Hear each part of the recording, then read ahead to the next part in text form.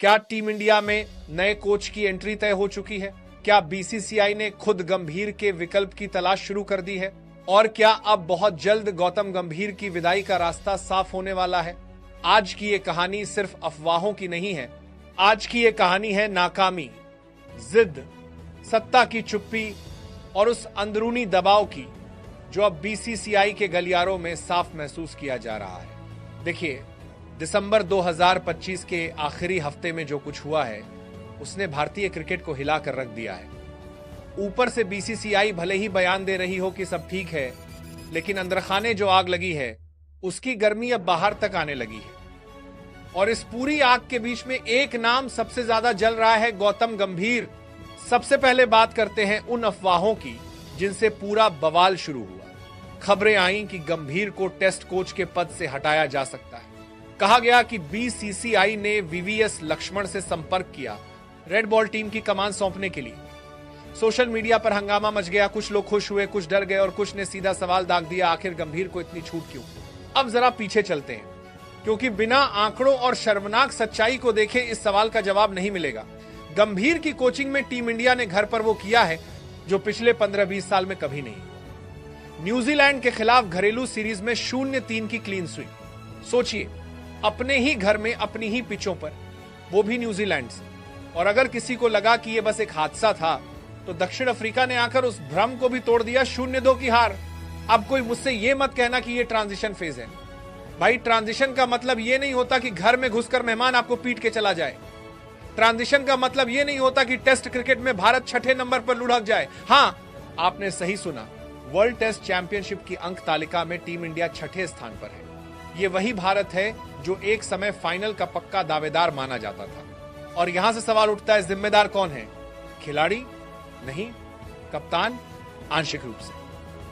लेकिन सबसे बड़ा जिम्मेदार होता है कोच, रणनीति, टीम चयन, प्लेइंग 11, माइंडसेट। ये सब कोच का काम होता है और यहीं पर गंभीर पूरी तरह एक्सपोज हो जाते हैं। गंभीर का सबसे बड़ा रोग क्या है? उनकी जिद, मैं सही हूं, बाकी सब गलत है वाला एटीट्यूड। चाहे टीम कॉम्बिनेशन हो, चाहे अनुभवी खिलाड़ियों को साइडलाइन करना हो, या फिर घरेलू टेस्ट में अजीबोगरीब प्रयोग, गंभीर हर बार वही करते दिखे जो उन्हें ठीक लगा, नतीजा चाहे जो हो। अब आते हैं उस वीवीएस लक्ष्मण वाले एंगल पे। खबर उड़ी कि बीसीसीआई ने लक्ष्मण से रेड बॉल कोच बनने के लिए बात की, और यह खबर हवा से नहीं आई थी, क्योंकि जब प्रदर्शन गिरता है तो बीसीसीआई चुपचाप विकल्प जरूर देखती है। लक्ष्मण का नाम यूं ही नहीं उछला। उनकी अंडर 19 इंडिया ए और एनसीए में भूमिका रही है, उन्हें सिस्टम की समझ है, और सबसे बड़ी बात, उनका स्वभाव शांत है, जो गंभीर के ठीक उलट है। लेकिन यहां कहानी में ट्विस्ट आया। लक्ष्मण ने इस प्रस्ताव को ठुकरा दिया। क्यों? क्योंकि वो जानते हैं कि अभी का माहौल जहरीला है। कोच बदलो, लेकिन अगर चयनकर्ता वही है, सोच वही है और ईगो वही है, तो नया कोच भी बलि का बकरा ही बनेगा। और यहीं पर बीसीसीआई को मजबूरी में सामने आकर बयान देना पड़ा। 28 दिसंबर 2025 को बीसीसीआई सचिव देवजीत सैकिया ने साफ कहा कि ये सारी खबरें मनगढ़ंत हैं, गलत हैं और गंभीर को हटाने की कोई योजना नहीं है। उन्होंने कहा कि गंभीर को पूरा समर्थन है और उनका कॉन्ट्रैक्ट 2027 वनडे वर्ल्ड कप तक सुरक्षित है। सुनने में बड़ा मजबूत बयान लगता है, लेकिन जरा ध्यान से सुनिए। बीसीसीआई ने यह नहीं कहा कि हम गंभीर के काम से खुश हैं। उन्होंने ये भी नहीं कहा कि टेस्ट में हार चिंता की बात नहीं है। उन्होंने सिर्फ ये कहा कि अभी कोई बदलाव नहीं है, यानी फिलहाल। अब सवाल यह है कि बीसीसीआई गंभीर को इतने मौके क्यों दे रही है? जवाब सीधा है, सफेद गेंद की सफलता। Asia cup, champions trophy, T20 में कुछ बड़े नतीजे। बीसीसीआई यही ढाल बनाकर गंभीर को बचा रही है। लेकिन क्या सफेद गेंद की सफलता टेस्ट की बर्बादी को ढक सकती है? बिल्कुल नहीं। टेस्ट क्रिकेट किसी भी देश की असली पहचान होता है, और अगर उसी फॉर्मेट में आप घर पर लगातार पिट रहे हो तो यह सिर्फ हार नहीं, यह सिस्टम की नाकामी होती है। और इस सिस्टम के दो सबसे बड़े चेहरे हैं, गौतम गंभीर और अजीत अगरकर। हां, अगरकर। बहुत लोग सिर्फ गंभीर पर निशाना साधते हैं, लेकिन अगरकर भी उतने ही दोषी हैं। चयन में कंफ्यूजन, कभी बहुत ज्यादा युवा, कभी बिना तैयारी के डेब्यू, कभी अनुभवी खिलाड़ियों को अचानक बाहर कर देना, यह सब चयन समिति की देन है। और गंभीर अगरकर की जोड़ी अब टीम इंडिया के लिए बोझ बनती जा रही है। बीसीसीआई ऊपर से चाहे जितना इनकार कर ले, लेकिन आंद्रखाने समीक्षा शुरू हो चुकी है। खासकर इसलिए क्योंकि आगे T20 वर्ल्ड कप 2026 है और क्रिकेट के जानकार साफ कह रहे हैं अगर वहां नतीजा नहीं आया तो गंभीर की कुर्सी हिलना नहीं टूटना तय है। और यहीं से कहानी का सबसे दिलचस्प हिस्सा शुरू होता है, क्योंकि खबरें यह भी हैं कि बीसीसीआई ने सीधे तौर पर किसी नए चेहरे को अभी हेड कोच का ऑफर नहीं दिया है, लेकिन बैकअप प्लान पर काम शुरू हो चुका है। और यही वो मोड़ है जहां से सवाल उठता है, क्या गंभीर सच में 2027 तक टिक पाएंगे या फिर T20 वर्ल्ड कप 2026 उनके करियर का आखिरी टूर्नामेंट साबित होगा?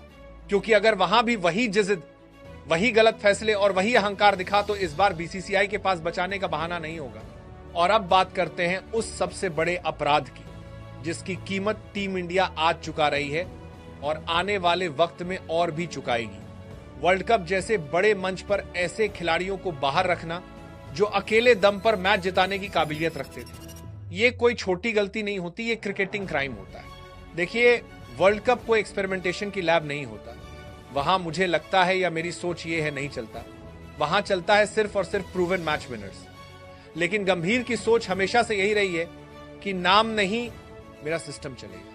और इसी सिस्टम के चक्कर में ऐसे ऐसे खिलाड़ी बाहर बैठे रहे जिनका नाम सुनते ही विपक्षी टीम की प्लानिंग बिगड़ जाती थी। कभी अनुभव को बोझ बताया गया, कभी फॉर्म का बहाना बनाया गया और कभी फिटनेस का।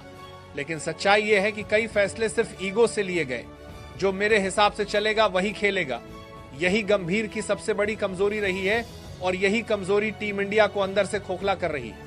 अब सबसे संवेदनशील और सबसे बड़ा मुद्दा रोहित और कोहली यानी रोको। बहुत लोग इस बात को मानने से डरते हैं, लेकिन सच यही है कि टेस्ट क्रिकेट से उनके संन्यास के पीछे सबसे बड़ा कारण माहौल था। और वो माहौल किसने बनाया? गौतम गंभीर ने। जब ड्रेसिंग रूम में सम्मान खत्म हो जाए, जब सीनियर खिलाड़ियों को हर फैसले पर सफाई देनी पड़े, जब उनकी राय को पुरानी सोच कहकर खारिज कर दिया जाए, तो कोई भी खिलाड़ी खुद से सवाल करने लगता है क्या अब यहां मेरी जरूरत है? रोहित और कोहली जैसे खिलाड़ी जिन्होंने भारतीय टेस्ट क्रिकेट को पहचान दी, अगर वही खिलाड़ी खुद पीछे हटने का फैसला करते हैं तो इसका मतलब साफ है कि कहीं ना कहीं उन्हें मजबूर किया गया। गंभीर ने कभी खुलकर कहा नहीं, लेकिन उनके फैसले, उनकी बॉडी लैंग्वेज और टीम चयन साफ इशारा करता रहा कि वो नए चेहरों को आगे लाने के नाम पर सीनियर खिलाड़ियों को धीरे धीरे साइडलाइन करना चाहते थे। और यही वजह है कि टेस्ट क्रिकेट से रोको का जाना सिर्फ एक रिटायरमेंट नहीं था, वो एक साइलेंट प्रोटेस्ट था। अब सवाल यह है कि बीसीसीआई ये सब देखकर भी चुप क्यों है? जवाब सीधा है, क्योंकि बोर्ड टकराव से बचना चाहता है। गंभीर का नाम बड़ा है, उनका पास्ट रिकॉर्ड है और मीडिया में उनका इमेज स्ट्रेट फॉरवर्ड कोच का है, लेकिन सख्ती और जिद में फर्क होता है और गंभीर इस फर्क को कब का मिटा चुके हैं। मैं तो साफ कहता हूं, अगर टीम इंडिया को आगे बचाना है तो गंभीर को सिर्फ एक फॉर्मेट नहीं, तीनों फॉर्मेट से हटाना चाहिए। आधे अधूरे फैसले अब काम नहीं आएंगे, या तो पूरा भरोसा या पूरा बदलाव। और फिलहाल गंभीर पर भरोसा करना मतलब भविष्य को दांव पर लगाना है। और जब बात नए कोच की आती है तो नाम ढूंढने की जरूरत नहीं है, नाम हमारे सामने ही है। MS धोनी और युवराज सिंह। हाँ, वही धोनी जिसने खिलाड़ियों को भरोसा दिया, डर नहीं। वही युवराज जिसने मुश्किल हालात में टीम को अकेले दम पर जिताया और हर खिलाड़ी की मानसिकता को समझा। धोनी कोच बने तो ड्रेसिंग रूम में शांति आएगी, क्लैरिटी आएगी और सबसे बड़ी बात, खिलाड़ियों को लगेगा कि कोई उन्हें समझने वाला बैठा है। युवराज कोच बने तो अग्रेशन आएगा, फियरलेस क्रिकेट आएगा और यंग प्लेयर्स को सही डायरेक्शन मिलेगी। ये दोनों मिलकर वो कर सकते हैं जो गंभीर नहीं कर पाए, टीम बनाना, सिर्फ सिस्टम नहीं। आज टीम इंडिया को ऐसे कोच की जरूरत है जो ईगो नहीं, एनवायरमेंट बनाए, जो हार के बाद खिलाड़ियों को नीचा नहीं दिखाए बल्कि उन्हें बेहतर बनाए, जो सीनियर और जूनियर के बीच दीवार नहीं पुल बनाए। और अफसोस की बात यह है कि गंभीर अब उस प्रोफाइल में फिट नहीं बैठते। बीसीसीआई चाहे आज इनकार करे, चाहे बयान दे कि पूरा समर्थन है, लेकिन क्रिकेट इतिहास गवाह है, जब ऐसे बयान आने लगते हैं तो विदाई दूर नहीं होती। T20 वर्ल्ड कप 2026 गंभीर के लिए आखिरी परीक्षा है। वहां अगर टीम फिर बिखरी, फिर गलत चयन हुआ, फिर ईगो हावी हुआ तो इस बार कुर्सी बचेगी नहीं। और अगर बीसीसीआई ने फिर भी आंखें बंद रखी तो नुकसान सिर्फ एक कोच का नहीं होगा, नुकसान पूरी पीढ़ी का होगा। क्योंकि खिलाड़ी आते जाते रहते हैं, लेकिन गलत कोचिंग फैसले पीढ़ियों को पीछे धकेल देते हैं। अब फैसला बीसीसीआई के हाथ में है, जिद बचानी है या टीम इंडिया का भविष्य। वीडियो पसंद आया तो लाइक और चैनल को सब्सक्राइब करें, क्योंकि आपका सब्सक्राइब ही हमारी ऊर्जा है। जय हिंद, जय भारत।